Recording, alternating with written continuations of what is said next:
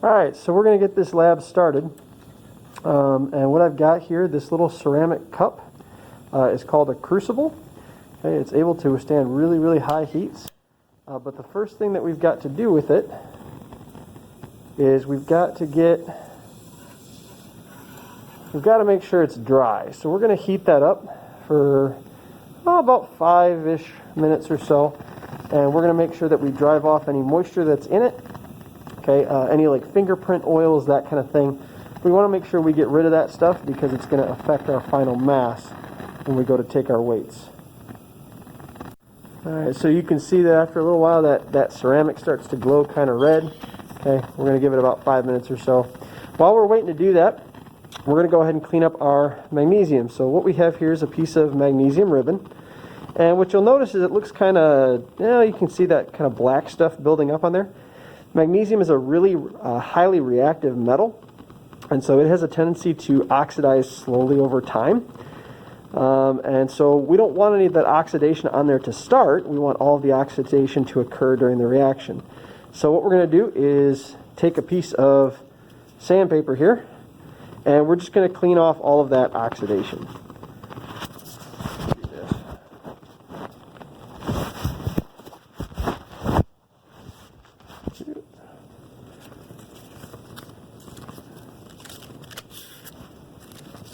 And so a couple strokes of some sandpaper here.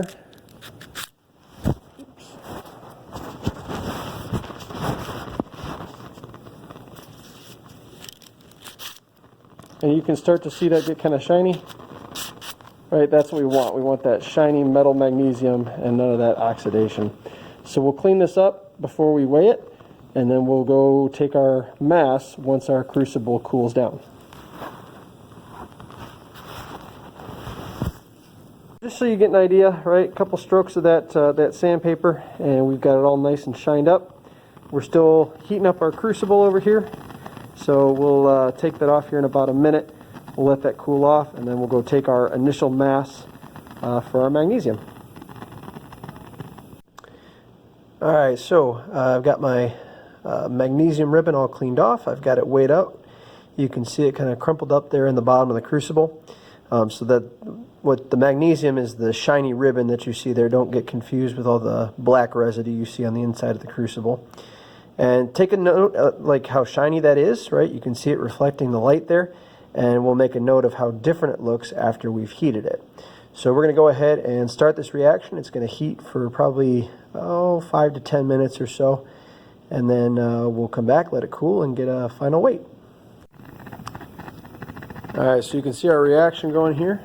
You see I've got the lid cracked a little bit to make sure that we're allowing enough oxygen in there to react.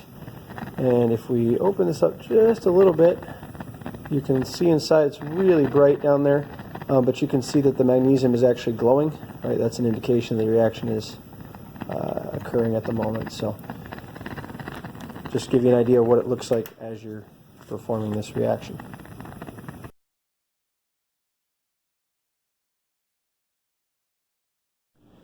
Alright, so you can see how much different the magnesium looks now, right? We've got that white powder kind of all over the place. The sample itself looks kind of crusty, it's not shiny anymore, and so that's a pretty good indication that we've oxidized it. Now, certainly magnesium can react with oxygen in the atmosphere, but it can also react with nitrogen. And since we don't want magnesium nitride, the next thing that we actually need to do is we're going to add just a little bit of DI water, just enough to kind of soak this sample. And if you were here, you could actually smell, you see a little bit of vapor coming off of it. If you were here, you could actually smell that. That's a little bit of ammonia gas that's being produced. And so what we're doing is we're actually converting the magnesium nitride that's formed in this reaction into ammonia gas and magnesium hydroxide. So the ammonia gas is going to flow out of the reaction, right? It's going to go into the atmosphere. But the magnesium hydroxide that we're forming here, we're actually going to break it down by heating it up. And when we break it down, we're going to get back to the magnesium oxide that we were trying to form. So we'll get we'll get magnesium oxide, and in that same process of heating, we're going to get rid of all this excess water because we don't want that to add to our final mass either. Okay, so we'll heat this up probably another 5 minutes or so. Get rid of all the water, decompose the magnesium hydroxide. We'll let it cool off, and then we'll get our final weight.